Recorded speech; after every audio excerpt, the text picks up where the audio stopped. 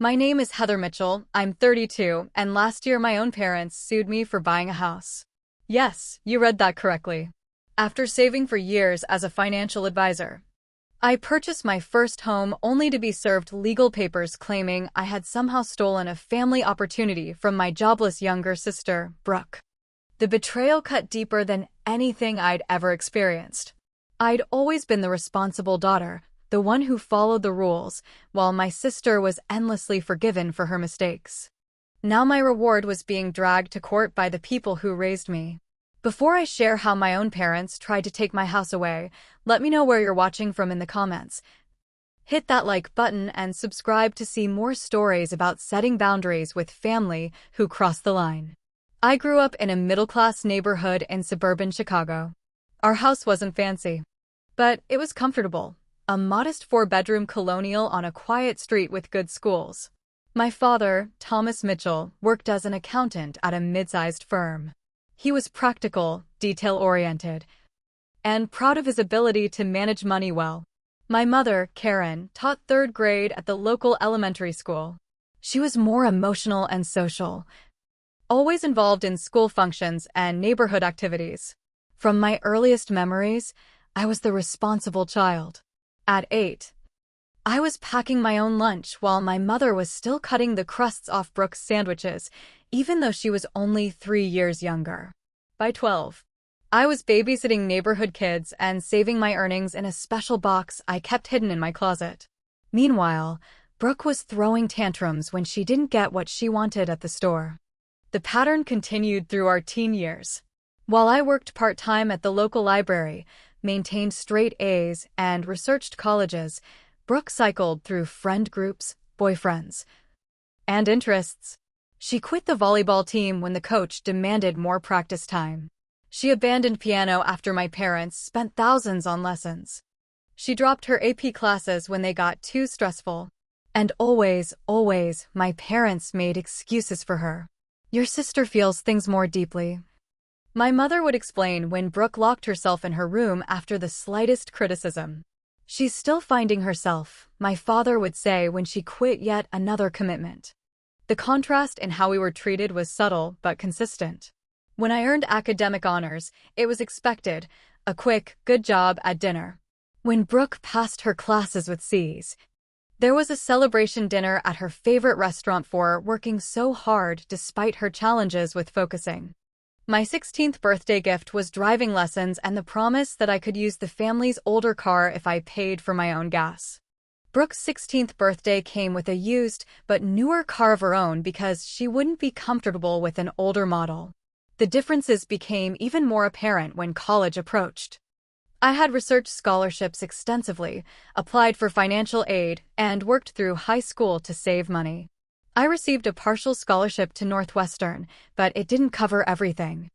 When I asked my parents about their contribution, they seemed uncomfortable.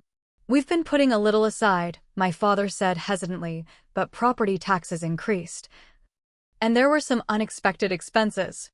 Those unexpected expenses included a spring break trip to Cancun for Brooke after she was put on academic probation her junior year because she needed a break from the stress. I took out student loans and worked 20 hours a week throughout college to make ends meet. I ate ramen and shared a cramped apartment with 3 roommates.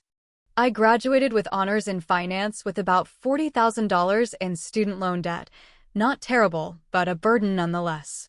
Brooke, however, attended 3 different colleges over 5 years, changing her major each time. My parents covered her tuition in full, paid for her off-campus apartment, and provided her with a monthly allowance. She eventually graduated with a communications degree, but had no career direction.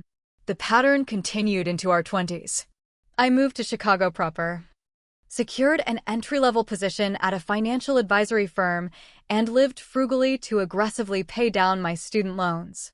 I brought lunch from home, used public transportation, and shared an apartment with 2 roommates. Each promotion I earned came from long hours and dedicated work. Brooke bounced between jobs, retail positions she quit because the hours were too demanding, office jobs she lost because of personality conflicts with managers.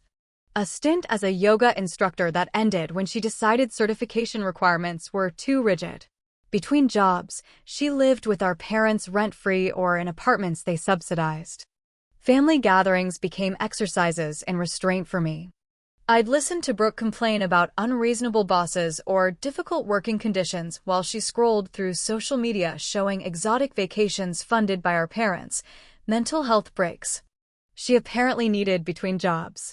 The family mantra became increasingly clear: family takes care of family. My mother would say this pointedly whenever I expressed frustration at the imbalance. The implication being that my independence was somehow a rejection of family values rather than a sign of maturity.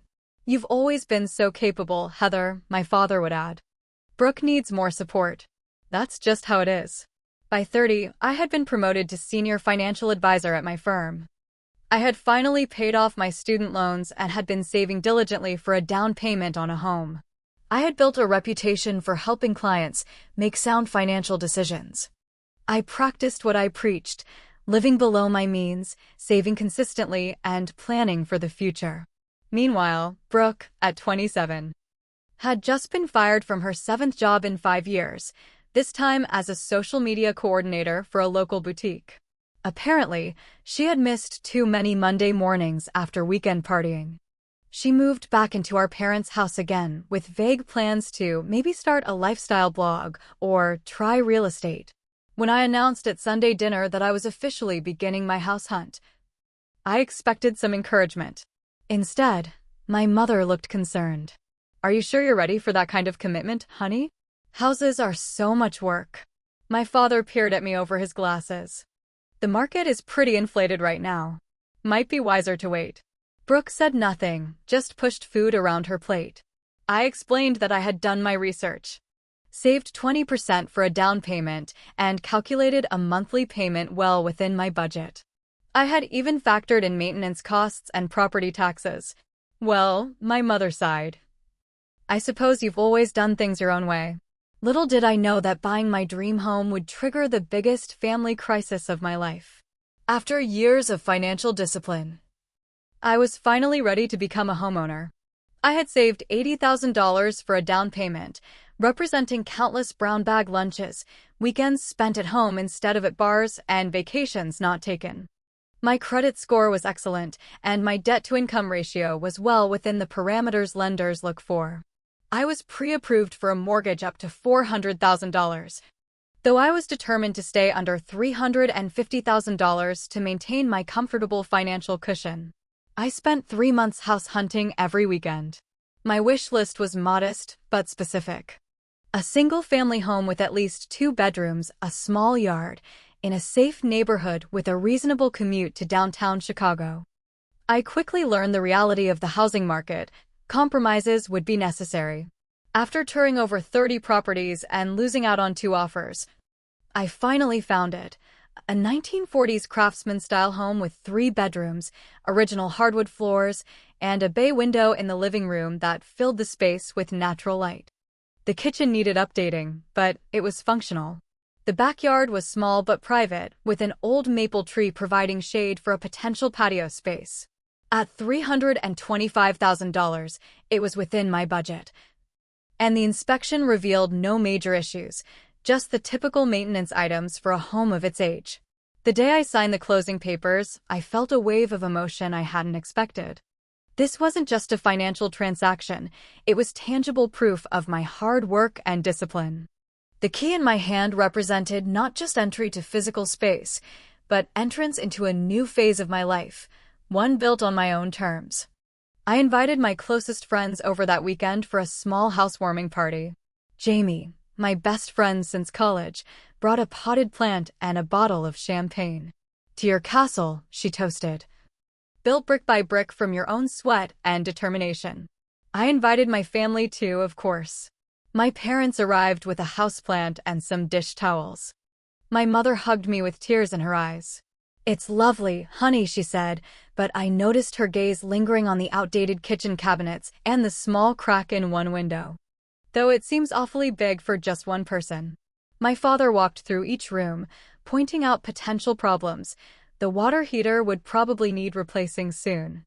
The electrical panel was older. The backyard would require maintenance. Brooke arrived an hour late, gave the house a cursory glance, and spent most of the evening on her phone in the corner of the living room. When I offered to show her the second bedroom, which I had set up as a home office, she shrugged. Sure, whatever. As she stood in the doorway of my office, she finally showed a flicker of interest. This would make a cute bedroom, she said. The light is good in here. Thanks, I replied. It works perfectly for when I need to work from home. The celebration dinner that evening was pleasant enough on the surface. We ordered takeout from my favorite Thai restaurant, and my mother had brought a cake that read "Home Sweet Home." As we ate, my parents asked about my plans for the house. I'm thinking of painting the living room a sage green, I said. And eventually, I'd like to update the kitchen, but that's a few years down the road. Well, my father said carefully, don't rush into any major renovations. You never know when circumstances might change. At the time, I took it as typical dad advice about homeownership. Looking back, the comment held more significance than I realized. The next day, my rail friends helped with the actual move. Jamie coordinated everything, assigning tasks and keeping everyone fueled with coffee and bagels. By evening, most of my belongings were unpacked, and we celebrated with pizza on my new living room floor, since my dining table hadn't been delivered yet. This place already feels like you, Jamie said, looking around at the books I'd arranged on the built-in shelves and the framed photographs I'd hung in the hallway. The following afternoon, as I was organizing my kitchen, the doorbell rang. To my surprise, my parents stood on the porch with Brooke behind them. We thought we'd stop by to see how you're settling in, my mother said, bustling past me with a casserole dish. And bring you some dinner.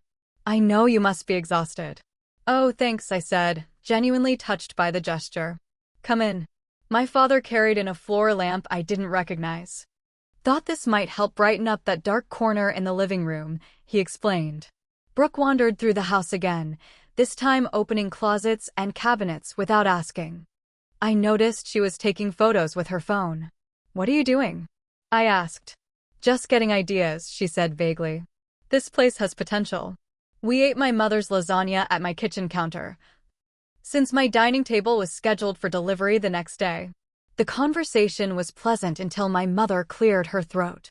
We had a thought, Heather, she began, exchanging glances with my father. Brooke's lease is up next month, and since you have this big house now with that extra bedroom. I felt a chill despite the warm food in my stomach. We thought it might make sense for Brooke to move in with you, just temporarily, my father continued, until she finds another job and gets back on her feet. I looked at Brooke, who was studying her nails with forced casualness. I don't think that would work, I said carefully. I need my office space, and I've just gained my independence. I'm not ready for a roommate situation. But she's not just any roommate, my mother protested, her voice rising slightly. She's your sister. I know, but this is my space, I said firmly. I need to establish myself here first. My father's face tightened.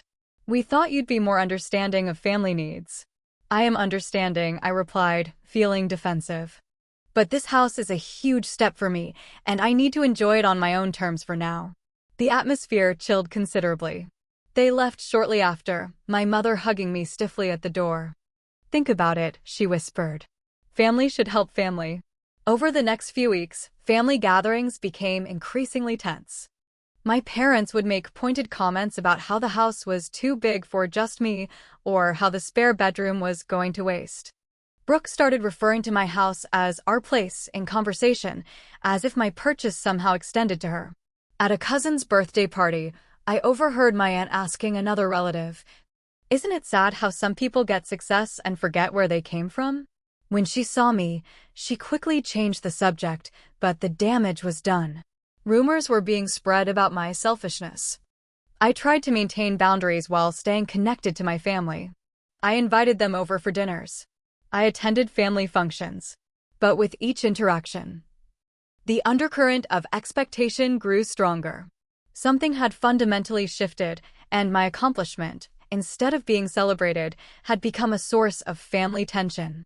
Over the next 2 months, what began as uncomfortable suggestions escalated into something far more concerning. My parents started showing up at my house unannounced, usually with Brooke in tow. The first time. They arrived on a Saturday morning while I was still in my pajamas, coffee in hand. We were in the neighborhood, my mother explained breezily, though they lived 30 minutes away in the suburbs. And we brought you a housewarming gift. The gift was a floral armchair that clearly matched nothing in my carefully curated living room. It was bulky, with an outdated pattern that featured large pink roses against a beige background. I picked it out, Brooke announced proudly. It's exactly like the one I've been saving on my Pinterest board for my future apartment. Before I could respond, my father and mother were already maneuvering it through my front door. "Where do you want it?" my father asked, grunting under the weight. I don't really have space for it," I stammered, watching as they positioned it in the corner of my living room, displacing the reading nook I had created with a small bookshelf and floor cushion. "Nonsense," my mother replied. "Every home needs a comfy chair. And look how perfect it fits." It didn't fit at all, neither physically nor aesthetically, but I bit my tongue, thanked them politely, and promised myself I would donate it after a reasonable amount of time had passed. The following weekend, they arrived with dining chairs to complement your new table. The weekend after that, it was curtains for the guest room that Brooke had selected. Each item seemed to be chosen specifically to match Brooke's taste rather than mine, and with each delivery, she became more comfortable walking through my house, as if it were partly hers. I started to notice other concerning behaviors. Brooke would open my refrigerator without asking and comment on my food choices. She measured the closet in my guest room/office and discussed aloud where her dresser would fit. Once, I found her in my bedroom, opening drawers. "Just seeing how you organize things," she said when I confronted her. "I've been watching these minimalist videos on YouTube. It's fascinating." During one visit, I returned from the bathroom to overhear my mother and Brooke in my office. "The desk could go against that wall instead," Brooke was saying. "Then the bed would fit perfectly here." "It would be cozy," my mother agreed. "And you could use that small bookcase for your shoes." I cleared my throat from the doorway. "There won't be a bed in here. This is my office." They had the grace to look embarrassed, but only momentarily. "We were just discussing possibilities," my mother said. "For the future." The possibilities became more explicit during a Wednesday evening when they showed up while I was in the middle of a work project. My mother was in tears. "Brooke's been evicted," she sobbed at my kitchen table. "Her landlord is so unreasonable. Just because she was late with rent 3 times. 4 times, my father corrected grimly. "But that's not the point. The point is she needs a place to stay, and we thought." "She can stay with you," I interrupted, already sensing where this was heading. "Like she's done before." "Well, that's the thing," my father said, adjusting his glasses in the way he did when discussing difficult financial matters. "Your mother and I are getting older. Having a third adult in the house is stressful. Your mother's blood pressure has been up, and my back isn't what it used to be. This house, with its single-level layout, would be much more suitable." "For Brooke to visit," I clarified. "For Brooke to live," my mother corrected, dabbing at her eyes. "Just until she gets back on her feet. You know how hard it is for young people in today's economy." I took a deep breath. "You always think you're better than me with your fancy job and your perfect credit score. Some of us have different talents." The conversation devolved from there, with my parents attempting to mediate while simultaneously supporting Brooke's position. Finally, I stood up. "I'm sorry Brooke is having housing troubles," I said firmly. "But this is my home. Purchased with my money. She cannot move in." "That's final."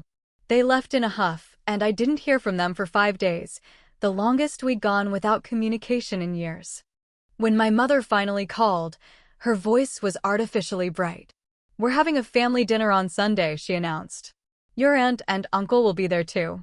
We'd love for you to come." Wanting to repair the relationship, I agreed. That Sunday dinner became the turning point in our family dynamic. I arrived to find not just my aunt and uncle. My father clinked his glass and cleared his throat. "We've asked you all here because we have a family matter to discuss," he began solemnly. "As you know, Heather recently purchased a house." Various relatives nodded, murmuring congratulations that somehow sounded hollow. What you may not know, he continued, is that this purchase was always intended to benefit both our daughters. Karen and I had discussed helping both girls with housing when the time was right. I nearly choked on my water. This was absolutely false. They had never once mentioned any such plan to me. Folding his hands on the table like he did during serious financial discussions. Either Brooke moves into the house as a co-owner, without the burden of mortgage payments until she's financially stable, or Heather sells the house and splits the proceeds with her sister so Brooke can make a fresh start. My voice surprisingly steady despite the anger and hurt coursing through me. The house is mine. I saved for it. I qualified for the mortgage on my own. I make the payments. I have looked out for Brooke, I countered. I've stood by while you funded her education completely while I took out loans. I've never complained about the vacations you've paid for her when she was stressed while I saved for my future. But this house is where I draw the line. You're being selfish, Brooke spat.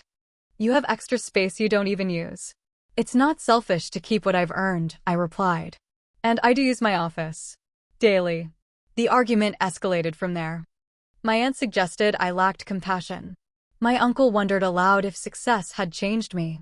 My cousins exchanged uncomfortable glances, but said nothing in my defense.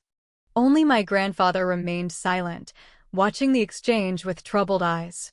I finally stood up, shaking with anger and hurt. I will not give up my house. I will not make Brooke a co-owner. I will not sell it and give her half the money. This discussion is over. As I grabbed my purse to leave, my father delivered the line that would haunt me for months to come. This isn't over. Heather, you owe this to your family, and one way or another, we'll make it right. I drove home in tears, my hands trembling on the steering wheel. I had no idea then just how far they were willing to go to make it right. 3 weeks after the disastrous family dinner, I was reviewing a client's portfolio at my desk when my assistant knocked on my door with an uncomfortable expression. There's someone here to see you, she said hesitantly. He says it's a legal matter. My first thought was that a client was having some kind of legal issue with their investments. I straightened my blazer and prepared to suggest appropriate legal counsel. Instead, a stern-faced man in a gray suit handed me an envelope. You've been served, he said simply. Then turned and walked away. I stood in the reception area of my office, aware of curious glances from my colleagues, clutching the envelope with trembling hands. Finding an empty conference room. The document alleged that my parents had provided a verbal agreement to fund the down payment for housing for both my sister and me. It claimed the house was intended as family property, with Brooke as a rightful co-owner, and that I had fraudulently put only my name on the deed. A wave of nausea hit me so hard I barely made it to the bathroom before vomiting. Locked in the stall, I hyperventilated, my vision tunneling as panic took over. This couldn't be happening. My own parents were taking me to court over a house I had purchased entirely with my own money.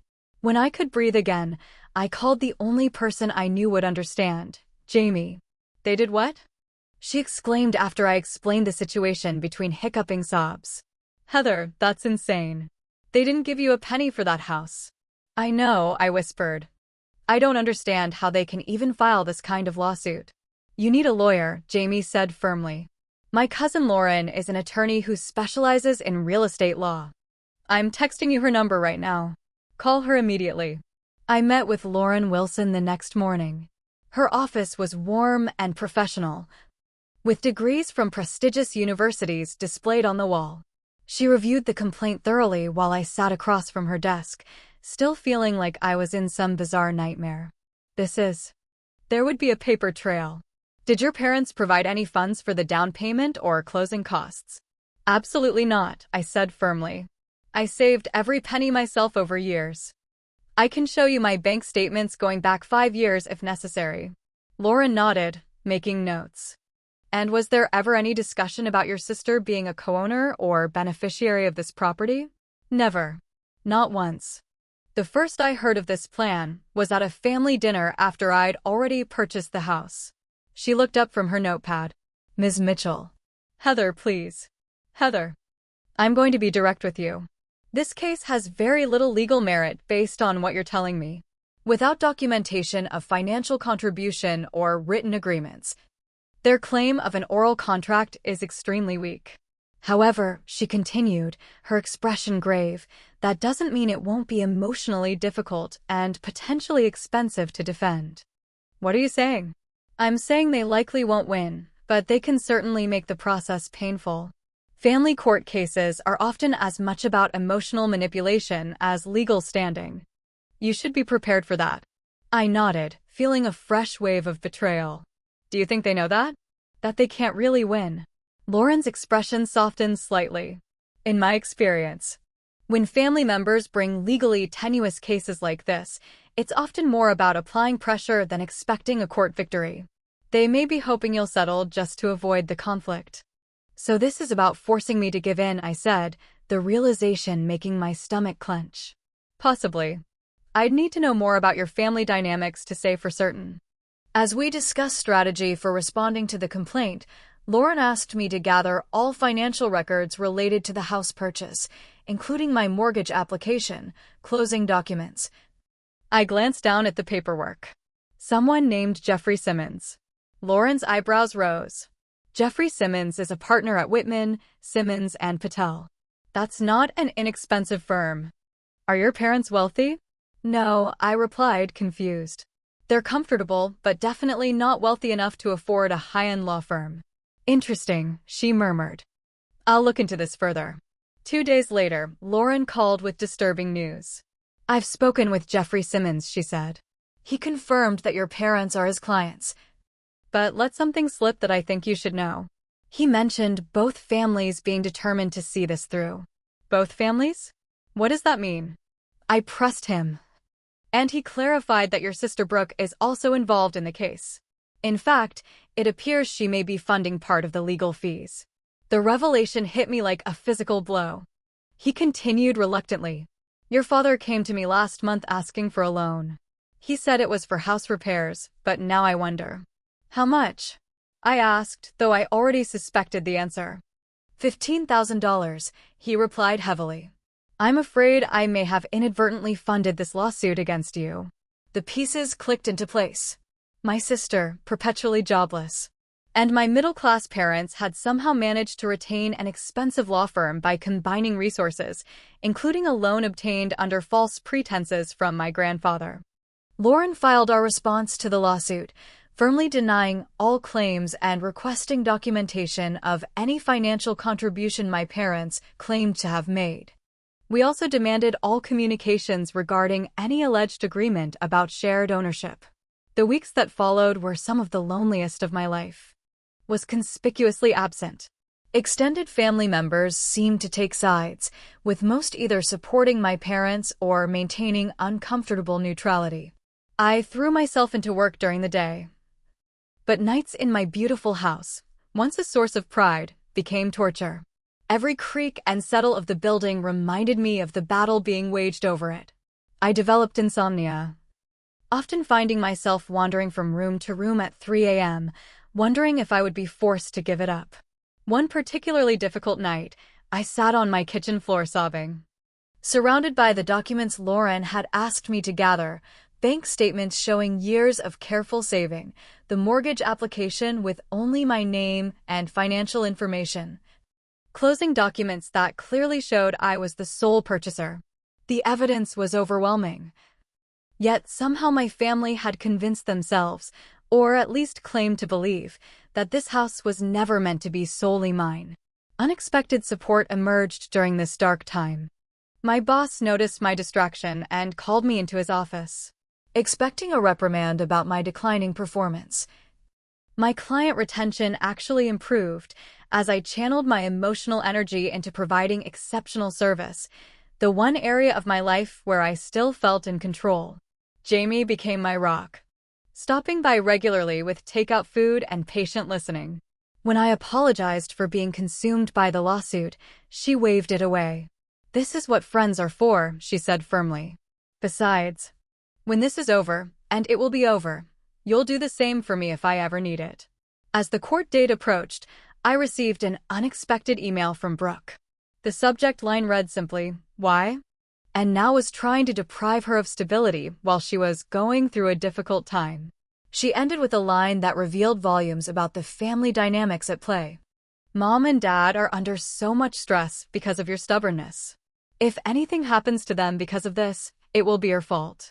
I didn't respond. Lauren had advised against any direct communication with my family that could potentially be used against me in court. Of unequal treatment masked as meeting different needs. The morning of the court date arrived after a sleepless night.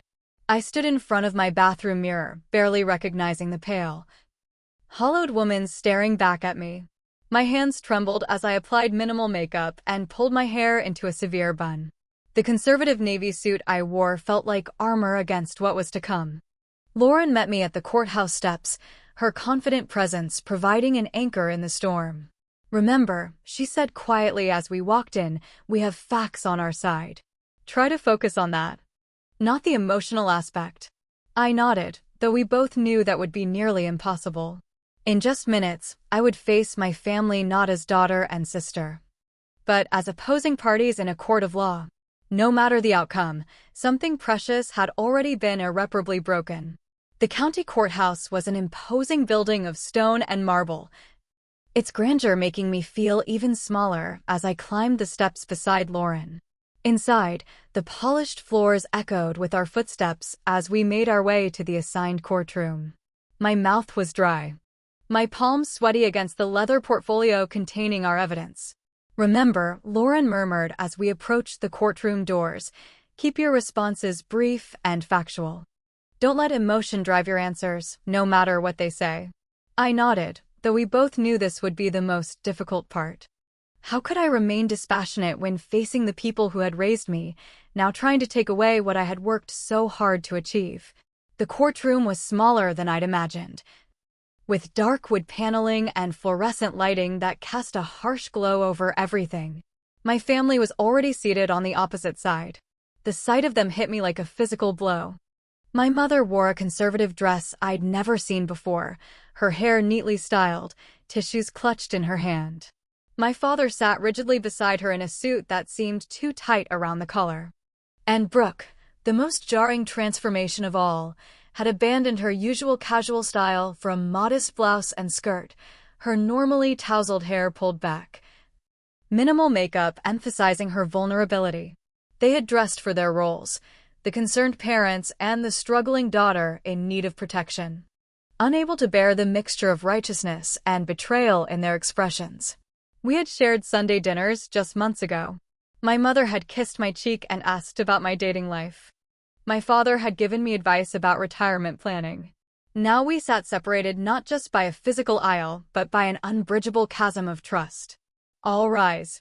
After the formal opening, Jeffrey Simmons presented my parents' case first. He was every inch the polished attorney, his voice resonant with practiced sincerity as he spun their narrative. "Your Honor, this is an unfortunate case of family misunderstanding with serious consequences," he began. Thomas and Karen Mitchell always intended to help both their daughters with housing. As loving parents, they discussed this plan for years, making it clear that family resources would be shared equally. I dug my nails into my palms to keep from objecting audibly. This was absolutely false. When their elder daughter Heather, a financial advisor with expertise in real estate matters, found a suitable property, she was aware that this purchase was intended to benefit both sisters. Yet, she proceeded to put only her name on the deed. "What evidence do you have of this agreement?" Simmons nodded as if he'd anticipated the question. "We have testimony from both parents about conversations spanning several years. Additionally, we have this card, given to Heather on her 30th birthday." He presented a birthday card I vaguely remembered receiving 2 years earlier. Inside, beneath the printed message, my mother had written, "Someday we'll help you buy a home of your own. Love, Mom and Dad." "Your Honor," Simmons continued, "the Mitchells raised their daughters to share and support each other. This house was meant to provide stability for both young women, with the more financially secure daughter helping her sister until she could contribute equally." Lauren made notes beside me, her expression revealing nothing. My father was called to testify first. Under Simmons' gentle questioning, He described a family tradition of mutual support that bore little resemblance to my experience. "We always taught our girls that family takes care of family," he said, his voice steady. "We've always believed that family resources should be distributed according to need, not merit." That last phrase cut through me like a knife. Not merit. My years of hard work, saving, and planning reduced to something irrelevant in their family value system.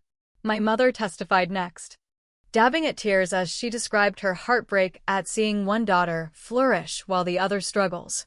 She claimed there had been many conversations about helping both daughters with housing, though she couldn't provide specific dates or details of these alleged discussions. Then came Brooke's testimony, the performance I had been dreading most. "Heather has always been the perfect one," she began, making air quotes around the word perfect. "Good grades, good job, good credit. She never had to try as hard as I did. Things just came easily to her. Simmons guided her with practiced ease." "And what was your understanding about the house?" "That it would be our house," Brooke replied, her voice breaking slightly. "A place where I could finally have stability while I figure out my career path. Sisters are supposed to share and help each other. I would have done the same for her if our situations were reversed." This statement was so breathtakingly false that I nearly gasped aloud. She has 3 bedrooms and lives there alone, while I've been evicted and had to move back with our parents. It's not fair. During cross-examination, Lauren was methodical and precise. She established through questioning that my parents had contributed exactly $0 to my down payment, closing costs, or mortgage payments. She confirmed that there were no written agreements, no texts, no emails, nothing beyond birthday card wishes, documenting this supposed plan for shared ownership. When Lauren questioned Brooke about her employment history, things became tense. "Ms. Mitchell, how many jobs have you held in the past 5 years?" Lauren asked. "I don't see how that's relevant," Brooke replied defensively. "Your alleged ability to contribute to a shared household is directly relevant to this case," Lauren countered. "Please answer the question." "I don't know exactly. Several." "Would 7 be accurate?" "Maybe." "And what is your current employment status?" "I'm between opportunities right now." "So you're unemployed. How long have you been unemployed?" "About 3 months." "And how would you have contributed to mortgage payments on the property you claim partial ownership of?" Brooke glanced at my parents. "I would contribute when I could. Family helps family through rough patches." Lauren's questioning revealed that Brooke had never discussed specific financial arrangements for this supposed co-ownership. She had no savings, no stable income history, and no concrete plans beyond vague ideas about maybe starting a business someday. When it was my turn to testify, I felt strangely calm. Perhaps because the truth was so simple compared to the elaborate narrative my family had constructed. "Ms. Mitchell," Lauren began, "were there ever any discussions about your sister being a co-owner of any property you might purchase?" "Never. Not once until after I had already bought the house." "Can you describe how you saved for your down payment?" I outlined my years of financial discipline, the budgeting, the extra work hours, the sacrifices made to pay off student loans and then save consistently. I provided documentation showing my systematic savings plan over 5 years. During this time, my parents expressed doubt that it was a good time to buy. They suggested I wait. During cross-examination, Simmons tried to paint me as the cold, calculating sister who had abandoned family values for personal gain. "Ms. Mitchell, wouldn't you agree that family should support each other?" "Yes," I replied. "But support doesn't mean one person gives up everything they've worked for while another contributes nothing. Your sister is going through a difficult time. Doesn't family step up during difficult times?" "My sister has been going through a difficult time for the past decade," I replied, unable to keep a slight edge from my voice. "I've watched my parents rescue her from every consequence of her choices while I worked hard for everything I have. This house represents years of my discipline and sacrifice. It's the one thing I'm not willing to give up." Judge Winters was engaged throughout, asking pointed questions that often exposed the weaknesses in my parents' case. "Mr. Mitchell," she asked my father during his testimony, "if you intended this house to benefit both daughters, why wasn't this documented in any way?" "We trusted Heather to do the right thing," he replied. Yet you didn't contribute to the purchase? We were saving to help both girls. Do you have documentation of these savings? Well, no, we had some unexpected expenses. To Brooke. It was just understood. Understood by whom? Did you and your sister ever directly discuss you living in or co-owning a house she was purchasing? Not in those exact words. But please answer the question directly. No, Brooke admitted reluctantly. After both sides presented closing arguments, Judge Winters took only a brief recess before returning with her decision. The courtroom fell silent as she adjusted her glasses and looked directly at my family. Having reviewed all evidence and testimony presented, I find no substantiation for the claim of an oral agreement regarding shared ownership of the property in question. The defendant, Heather Mitchell, has provided clear documentation that she alone saved for, financed, and purchased the home. The plaintiffs have presented no evidence of financial contribution or specific agreements regarding co-ownership. She continued, her tone becoming more stern. There was a moment of shocked silence from my parents' side of the courtroom. My mother's face crumpled, while my father sat rigidly, jaw clenched. Brooke stared at the judge in disbelief, as if she couldn't comprehend that her performance hadn't worked. I felt no triumph, only a profound emptiness. I had one, but at what cost? The family I had known was gone forever, replaced by people who had tried to use the legal system to take what I had earned. As we gathered our materials to leave, I caught my family doing the same across the aisle. For a moment, the physical distance between us a perfect representation of the emotional chasm that now existed. I had kept my house, but lost my family. As the heavy courthouse door swung shut behind me, I wondered if any building, no matter how beloved, was worth such a price. I sat in my car in the courthouse parking lot for nearly an hour, unable to drive. The adrenaline that had carried me through the hearing drained away, leaving me shaking and nauseated. Lauren had offered to drive me home, but I had declined, assuring her I would be fine. Now, as tears blurred my vision and my hands trembled too violently to grip the steering wheel, I regretted my stubborn independence. Finally, I called Jamie, who arrived 20 minutes later. She took one look at my face, wrapped me in a fierce hug, and then drove me home in my car while her husband followed to pick her up. You did the right thing, she kept saying. Maybe I should have just let them have it. Jamie turned to face me, her expression uncharacteristically serious. Listen to me, Heather. This was never really about the house. This was about patterns that have been in place your entire life. If you had given in on this, it would never have ended. There would always be something else Brooke needed that you would be expected to provide. I knew she was right, but the knowledge did little to ease the grief crushing my chest. That night, alone in my house, I wandered from room to room, touching the walls, the door frames, the countertops, as if to reassure myself that this place was still mine. In my office, I sat at the desk where I had spent countless evenings working on financial plans for clients, helping them secure their futures while building my own. The irony wasn't lost on me that my professional life was dedicated to helping others achieve the very thing my family had tried to take from me. The first week after the court hearing passed in a blur. I took 3 days off work, something I'd never done outside of planned vacations. I ignored my phone, responding only to work emails with brief, professional replies. I slept poorly, waking from dreams where I was locked out of my own house while my family lived inside. On the 8th day after the hearing, a delivery truck arrived. The driver unloaded several boxes onto my porch, had me sign a form, and left without explanation. When I opened the first box, I found my childhood belongings, photo albums, school awards, the teddy bear I'd had since I was 3. My parents had packed up every trace of me from their home and returned it without a note.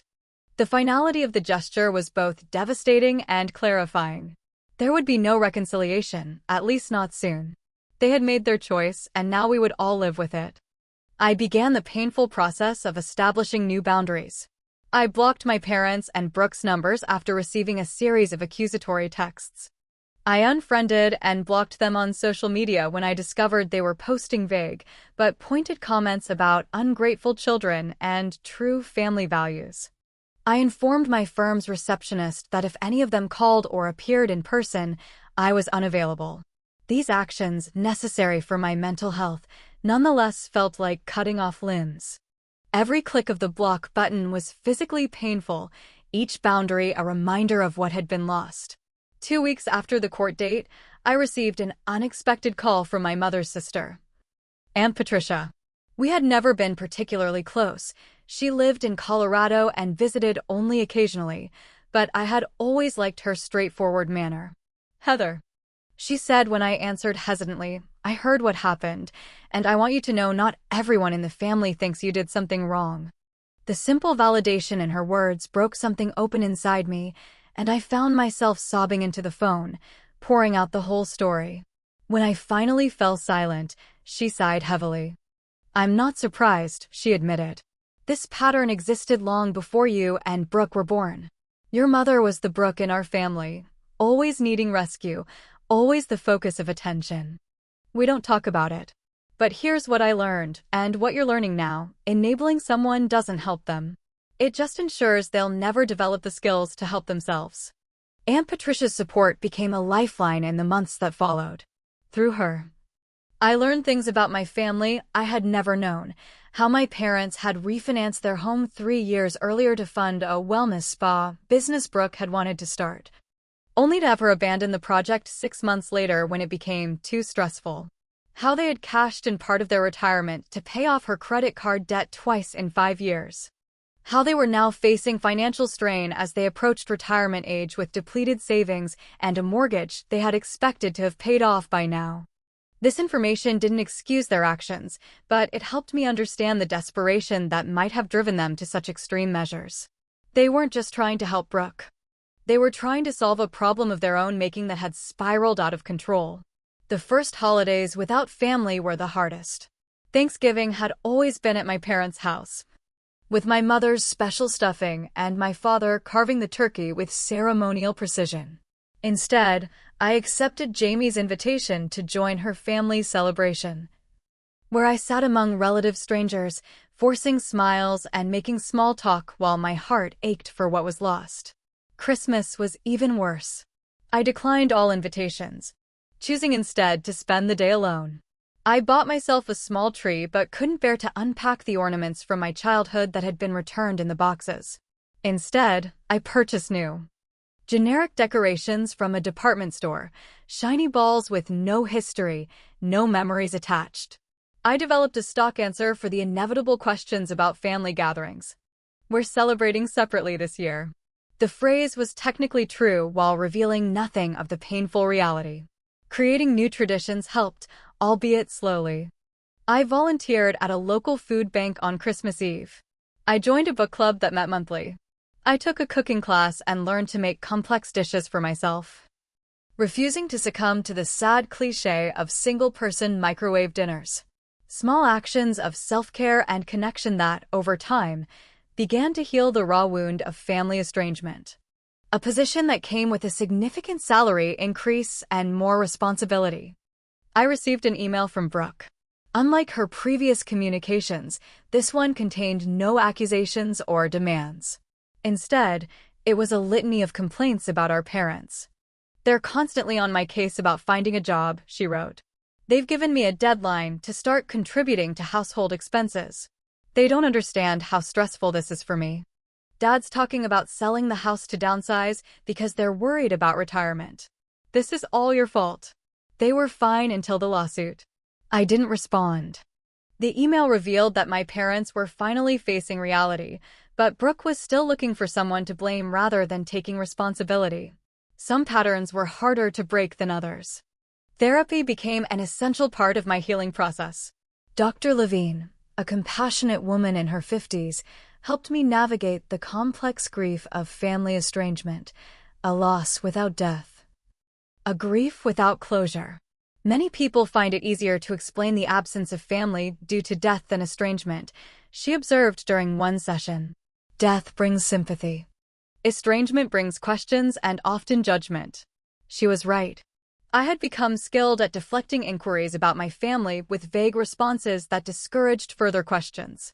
But the internal dialogue was harder to control.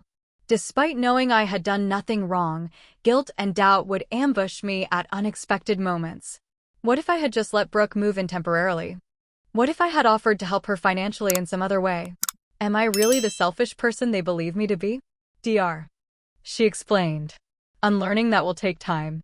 The house itself underwent a transformation during this period. What had initially been a source of pride, then pain, gradually became a sanctuary.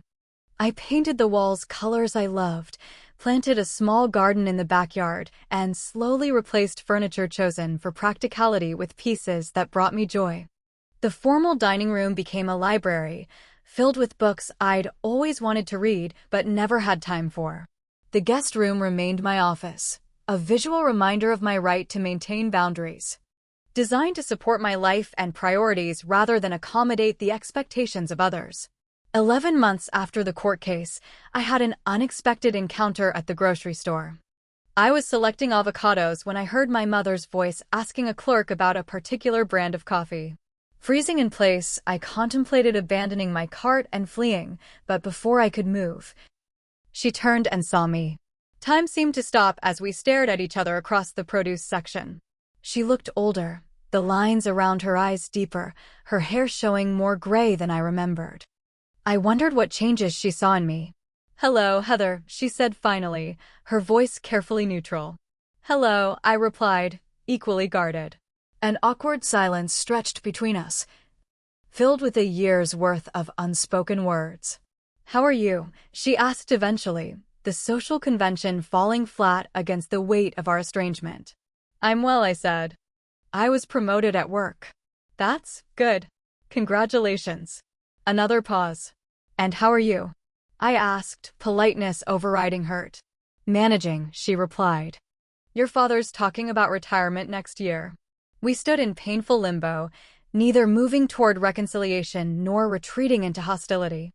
Just two people who had once been mother and daughter, now connected only by shared history and unresolved pain. "I should go," I said finally. "My ice cream is melting." She nodded, relief evident in her expression. "Take care of yourself, Heather." "You too," I responded automatically. As I walked away, I realized she hadn't asked about the house, the property that had been the catalyst for our family's implosion. Perhaps she couldn't bear to be reminded of what had been lost in the fight over it. Or perhaps, like me, she had finally recognized that the house had never been the real issue at all. That brief civil exchange marked the beginning of a new phase in my understanding of what had happened. Not forgiveness, exactly, but perspective. My parents weren't villains in a melodrama. They were flawed individuals who had made harmful choices based on their own dysfunctional patterns. Their love for Brooke and me was real, even if it had been expressed in damaging ways. 13 months after the court case, I received a letter, an actual paper letter, from my father. The familiar handwriting on the envelope sent my heart racing, and I let it sit unopened on my kitchen counter for 2 days before finding the courage to read it. Inside was not the full apology I had secretly hoped for, but something more complicated. He acknowledged making mistakes in handling the situation with the house and expressed regret for the extreme measure of the lawsuit. He stopped short of admitting they had been wrong about their claim to my property, instead framing it as a misunderstanding about family intentions. The letter concluded with a tentative opening. "We miss your presence at family gatherings. Perhaps, in time, we might find a way to move forward." I placed the letter in my desk drawer without responding. It was neither the complete acknowledgement of wrongdoing I needed nor a continuation of the accusations that had preceded the court case. It existed in an uncomfortable middle ground that offered neither true reconciliation nor clean closure. During this period, I learned that Brooke had moved out of our parents' house and into an apartment they were subsidizing while she worked part-time at a boutique. The old pattern continued, but perhaps with slightly more accountability than before. I wondered if the strain of supporting her had finally forced them to establish at least minimal expectations. As the 1-year anniversary of the court date approached, I found myself reflecting on how much had changed and how much remained unresolved.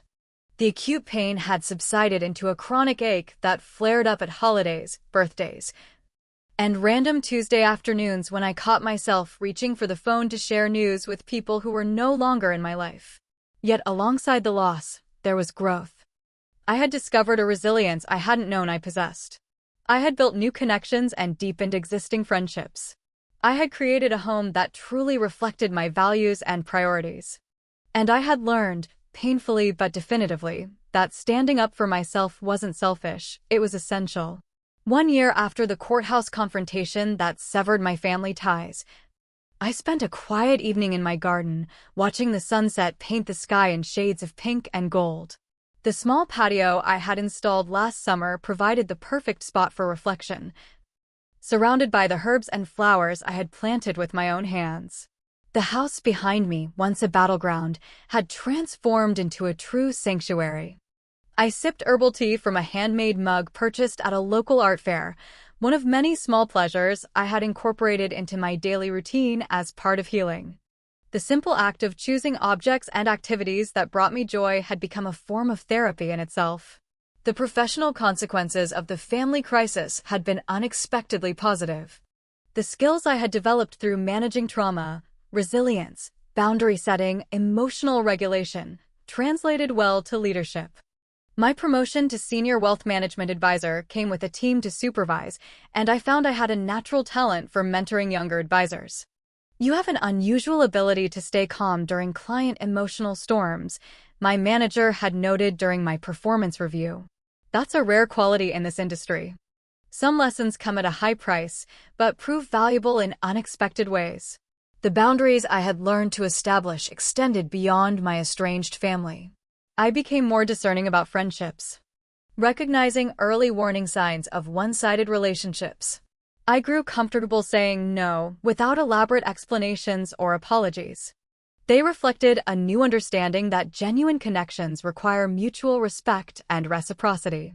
By valuing my own time and energy, I created space for relationships that truly nourished me.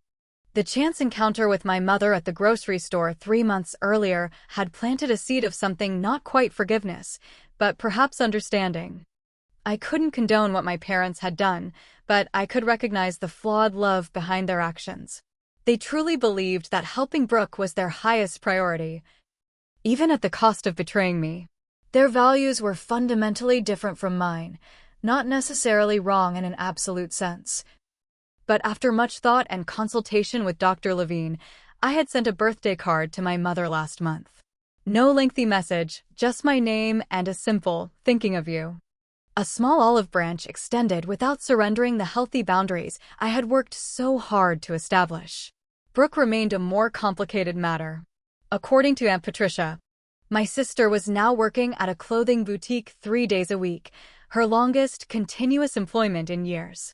She had moved into an apartment that our parents subsidized, but was at least paying a portion of her expenses for the first time in her adult life. Whether this represented genuine growth or simply adaptation to reduced parental resources remained to be seen.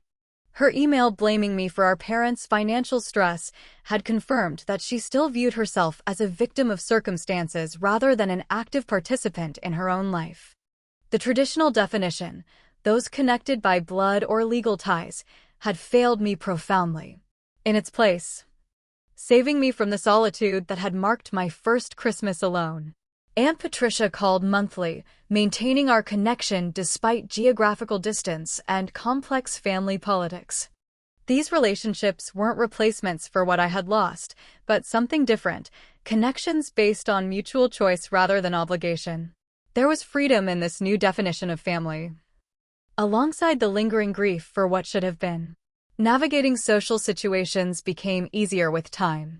When new acquaintances asked about my family, I developed responses that acknowledged reality without inviting unwanted advice. We're not close, or we have limited contact. Most people recognized these phrases as boundaries and respected them. Occasionally, someone would press further or offer unsolicited counsel about the importance of family reconciliation. Early in my estrangement, these comments had been daggers to my already wounded heart. Now I could respond calmly. Family relationships are complex. I'm doing what's healthiest for me right now. This simple statement usually ended the conversation while honoring my truth. The house itself continued to evolve as an expression of my independence. I had replaced the kitchen cabinet doors, a small renovation that made a significant difference in the room's appearance. The backyard, once an overlooked space with patchy grass, now featured raised garden beds and the small patio where I spent peaceful evenings. These changes weren't just aesthetic improvements, they were declarations that this space was truly mine, created to support my vision rather than accommodate others' expectations. Financial security remained a core value, perhaps even more so after witnessing my parents' struggles resulting from repeatedly rescuing Brooke. I increased my retirement contributions and maintained a robust emergency fund. Not from fear or anxiety, but from a place of self-respect, a recognition that caring for my future self was a form of love. 13 months after receiving the letter from my father, I finally sent a response. Not a point-by-point rebuttal of his half-apology, but a brief note sharing some neutral life updates and a photo of my garden. It wasn't forgiveness or reconciliation, but it was an acknowledgement that despite everything, we remained connected by shared history. Whether this small exchange would lead to more remained uncertain. Healing from family trauma doesn't follow a linear path or conclude with a tidy resolution. Some days brought clarity and peace, others resurrected the pain as if the wounds were fresh. I had learned to accept this oscillation as part of the process rather than evidence of failure. What remained consistent was my conviction that maintaining boundaries had been necessary and right. The lawsuit had been an extreme manifestation of a lifelong pattern in which my autonomy was sacrificed to meet Brooke's needs. By refusing to continue this pattern, I had not only protected my own well-being but potentially facilitated growth for all involved. My parents were finally facing financial reality. Brooke was taking small steps towards self-sufficiency. The most profound lesson from this painful chapter was the recognition of my own worth, not as defined by productivity or achievement, but as an inherent quality deserving of respect. Family status doesn't entitle anyone to take what you've earned. Love that demands the surrender of your boundaries isn't truly love at all. Standing firm in these truths isn't selfishness. The house that had been the catalyst for so much conflict had become a physical manifestation of my growth, a space where I could heal, create, and welcome those who truly supported me. The walls that my family had tried to claim now sheltered me through storms, both literal and emotional. Or that the future held perfect resolution. Some bridges, once burned, cannot be fully reconstructed. But I had built a life of meaning and joy despite these losses, perhaps even because of them. In refusing to be defined by family dysfunction, I had discovered strengths I might otherwise never have known. As stars appeared in the darkening sky, I made a silent promise to myself to honor both the pain and growth of this experience by living authentically, to maintain healthy boundaries without building unnecessary walls, to remain open to genuine reconciliation without sacrificing self-respect, and to remember that sometimes the hardest expressions of love are the ones that refuse to enable harm, whether to others or to oneself. The porch light cast a warm glow as I gathered my empty teacup and rose from my chair.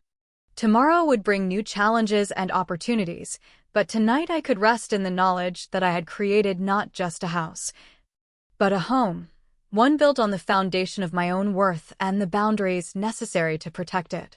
Has anyone in your family ever tried to take advantage of your success? Have you ever had to set difficult boundaries with loved ones? Share your experiences in the comments below.